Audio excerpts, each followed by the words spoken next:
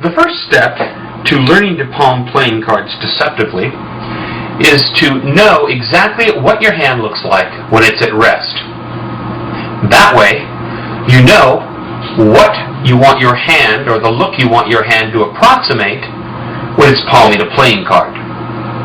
Here's an exercise that I make my students go through that I think you'll find extremely helpful in the first step towards learning to palm cards. Here's the exercise.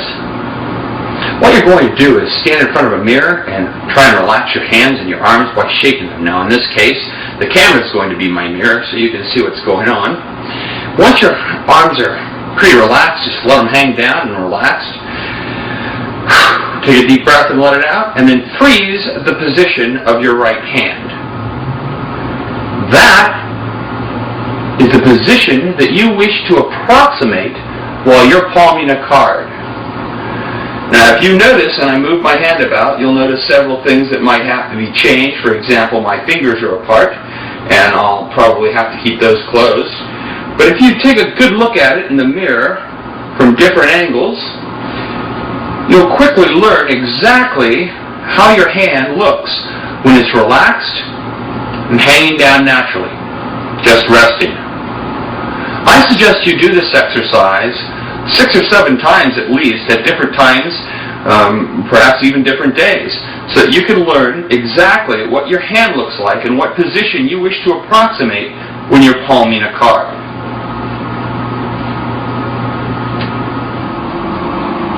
Now that we know what the hand looks like without a card held in it, let's see about holding a card in our hand and trying to make it look like an empty hand. I'm going to describe 2 grips. I believe they're the most common grips in palming a card. I've seen both of them used to great advantage. I'm going to describe the classic grip first. The classic grip is between the pinky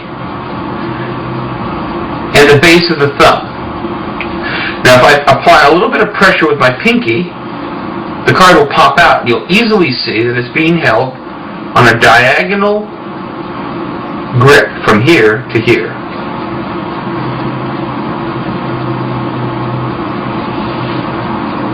The second grip, and this is the grip that I use, is between the joint of the finger here and the base of the thumb.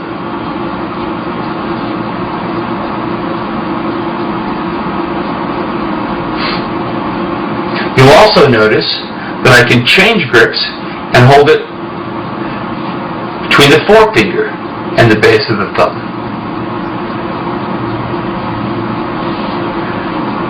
What you're going to do for the first few days that you're trying to learn to palm cards is to take a playing card, put it in the grip that you think you want, or that you're going to experiment with, and walk around with it, or walk around the house, read a book, drink a Coke, whatever you need to do so that your hand gets used to it. Once you've created the muscle memory and you know the exact position that the card is supposed to be in when you're palming it, then you can start to learn the various sleights that will deliver it to that position. I would suggest as well that you frequently change the card in your hand, and this is what I mean. I've had this card in my hand for less than 5 minutes, and you can see that it's already getting bent, and it's already soaking up moisture. So you're going to throw that card away, and simply put another one in your hand. Once you've done this, and you've decided which grip you're going to use, and your hand has memorized that position, then you can go ahead and start learning your first sleight. Now it's time to learn our first method of palming a card from the top of the pack. We're going to be studying and learning Di Vernon's topping the pack. Now I've heard this palm called topping the pack and topping the deck, but they're both names for the same technique. It's also important that you understand why we're learning this sleight first. And the reason is that Di Vernon put a large amount of thought into this. Every move is calculated, yet none of the moves of your hands looks calculated. You'll see what I mean in just a second. The bottom line is that in learning this sleight and mastering this sleight and studying this sleight, you will learn a lot about the art of palming playing cards. Let's take a look at what the sleight looks like first. And that's all it looks like. Now I'm going to leave the card face up, and we'll do the same palm so that you can see it a little bit more clearly.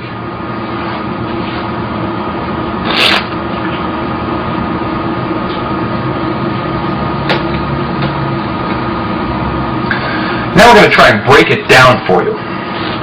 As we're doing this, I'm going to leave the card face up to make it a bit more clear. First, notice the grip of the left hand. It's pretty much just a standard grip. All four fingers, 1, 2, 3, and 4, are on the right side of the deck, and the thumb lies lightly across the top card. Next, as the right hand comes over the deck, the pinky is going to be put right there, hanging over slightly. This is what it looks like in real time.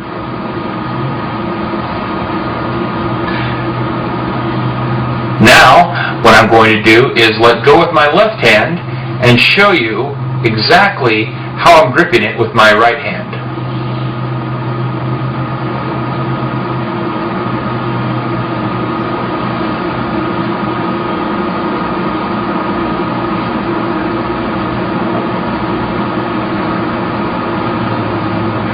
Also notice that this thumb, the right thumb, is pretty much almost at the left-hand corner of the deck. So now let's go back to where we were. The right hand grasps the deck, and as soon as the right hand comes over the deck, as soon as the pinky makes contact with the corner of the deck, the left thumb is going to push the top card just enough until it clears the right thumb.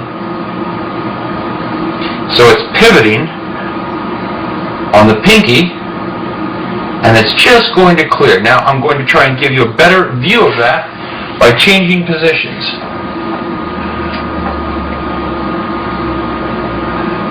Only want to push the card enough to clear the right thumb.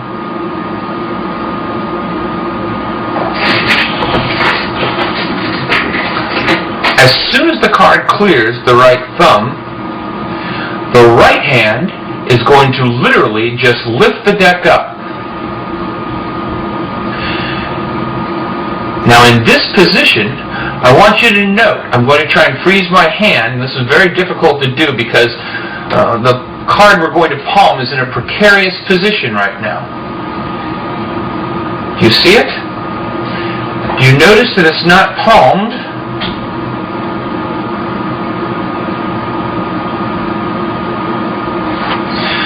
Let me tell you why that's important. This is the point at which most people make a mistake in learning this technique. What they'll do is as soon as the card clears, they'll push with their pinky in the manner of the one-hand top palm, and they'll palm the card immediately. Watch what happens and watch what it looks like when I do that. Did you see the flexing of the right-hand fingers? You can't help but do that if that's how you palm the card. Instead, the card is not palmed. Again, we'll start from the beginning. Right hand over the deck, thumb pushes the card, lifts up the deck, and from this position, notice that there was no flexing of the right fingers, simply because I'm not palming the card yet. I'm going to let go with my left hand, and again show you, I'm going to turn my hand upside down so you can see the position of the card. It's not palmed. It is not palmed. All that's happened Is the cards leveraged a little bit?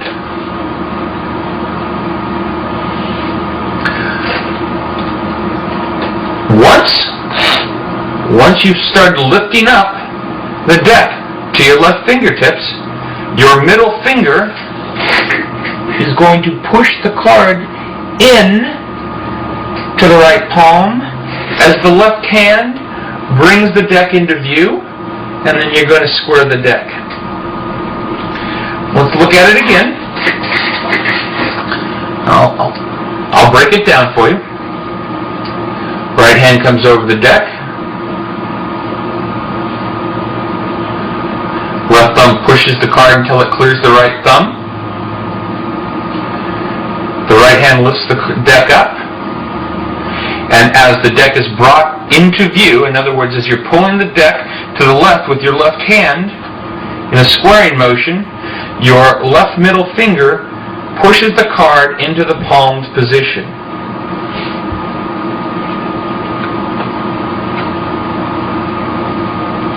Let's do it with the deck face up in real-time speed.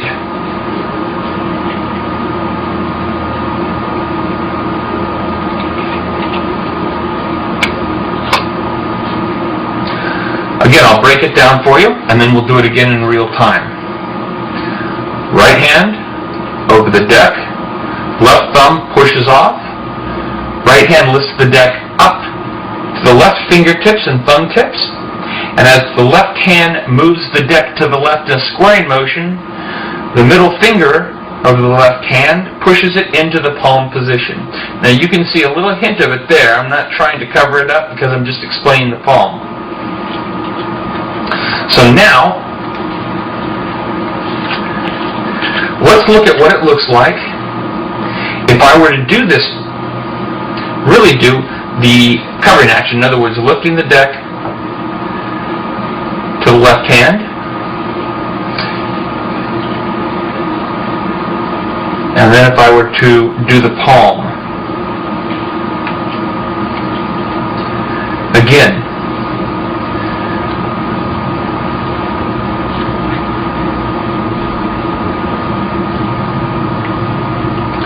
I also want you to notice the position that the right hand ends in.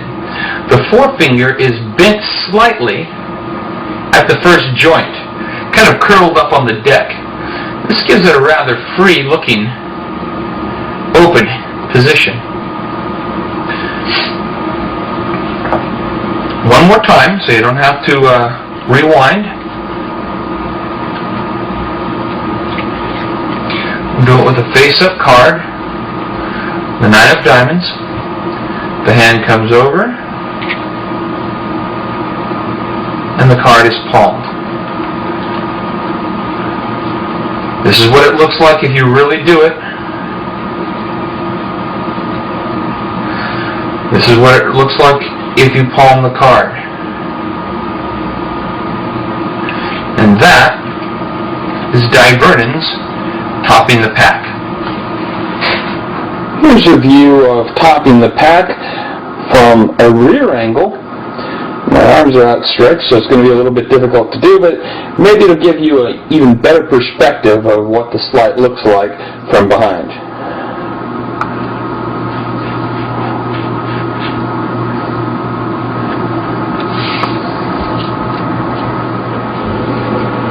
Here's another exposed view of how topping the pack works. Start out in the standard position, their hand comes over, and the deck is set down somewhere.